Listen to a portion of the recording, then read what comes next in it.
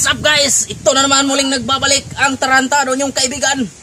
Walang aatrasan. Ito, baboy na naman.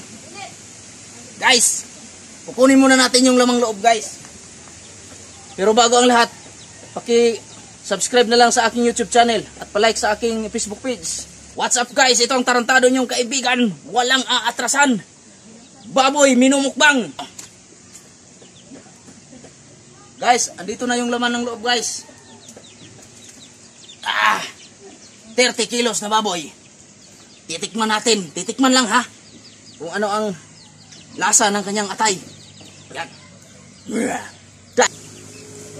Atay ng baboy. Ayan. Ating titikman. Guys. So guys, natanggal ko na guys. Boy tigre. So ngayon guys, ang sarap talaga magbaboy. So sa mga followers natin dyan, ito na naman ang hamon ninyo sa akin. Bakit daw ang tigre kumakain ng damo? Ito ngayon, hindi na to damo. Atay na mismo na galing dito sa baboy. Tandaan nyo, kakainin talaga to. Kainan na. Umpisa pa lang, palpak na. Guys, parang iba yung lasa. Iba yung lasa ng manok, iba din yung sa baboy. Pero ito, kakainin natin.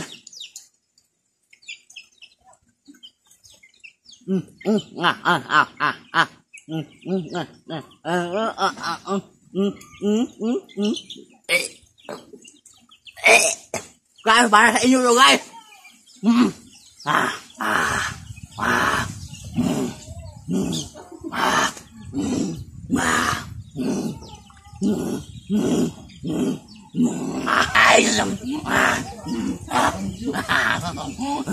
Nabalbal na, buang na si Boy Tigre.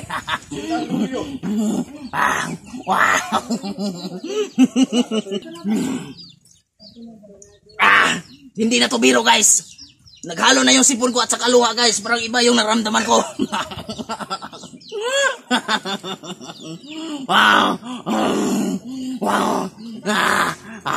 Natagak.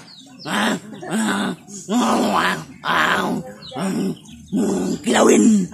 Kumikilaw na lang suka-suka. Iba na yung lasa. Pakiramdam ko eh. Suka-suka na.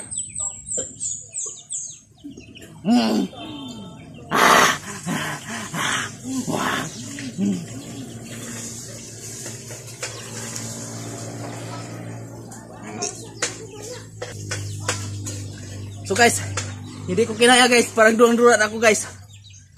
So, what's up sa inyong lahat? Ito, ginagawa natin for entertainment purpose only. For entertainment lang guys.